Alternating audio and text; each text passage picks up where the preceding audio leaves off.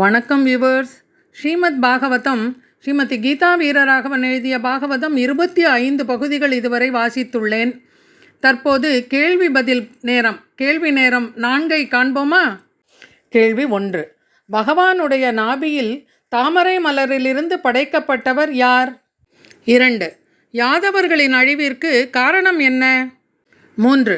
மகாபாரத யுத்தத்தில் விதுரர் கலந்து கொண்டாரா? கேள்வி 4. பல புண்ணிய தீர்த்தங்களுக்கு கிளம்பி சென்ற விதுரர் எந்த இடத்திற்கு வந்தபோது பாரத போரில் பாண்டவர்களே வென்றார்கள் என்பதை தெரிந்து கொண்டார்? 5. விதுரர் உத்தவரை எங்கு சந்தித்தார்? 6. உத்தவர் யார்? 7.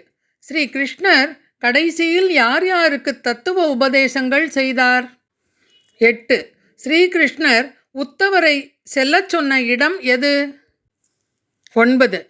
மைத்ரேய மகரிஷியை விதுரர் எங்கு சந்தித்தார்? 10. ஸ்ரீ கிருஷ்ணன் மைத்ரேய மகரிஷியிடம் விதுரருக்கு எதை உபதேசம் செய்ய சொன்னார்? 11. தாமரை மலரில் அமர்ந்திருந்த பிரம்மதேவன் எதை அறிந்து கொள்ள விருப்பப்பட்டார்? 12. சிருஷ்டியை ஆரம்பிக்க நினைத்த பிரம்மதேவனுக்கு அதை செயல்படுத்த முடிந்ததா? 13. பிரளய ஜலத்திலிருந்து பிரம்மதேவன் கேட்ட 2 வார்த்தைகள் என்ன? அதற்கு என்ன பொருள்? 14. பிரம்மதேவனின் தவத்தால் சந்தோஷமடைந்த பகவான் என்ன செய்தார்? 15. நித்திய விபூதியான ஸ்ரீவைகுண்டம் எப்படிப்பட்டது? 16. பகவானை நோக்கி பிரம்மதேவன் எத்தனை ஆண்டுகள் தவம் செய்தார்? 17. எதன் வழியாக சென்று பிரம்மா பிரளய ஜலத்தை அடைந்தார்? 18. பிரளய ஜலத்தில் பிரம்மா எதனை கண்டார்? 19. பகவானிடம் பிரம்மதேவன் சிருஷ்டி செய்யும் பொழுது தனக்கு எந்த எண்ணம் தோன்றக்கூடாது என்று வேண்டினார்? 20.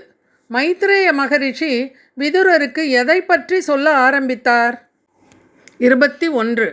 பிரம்மதேவன் எதனை 3 லோகமாக பிரித்தார்? 22. உற்பத்தி நாசம் இரண்டையும் உடையதாக உள்ள லோகங்கள் எவை? 23.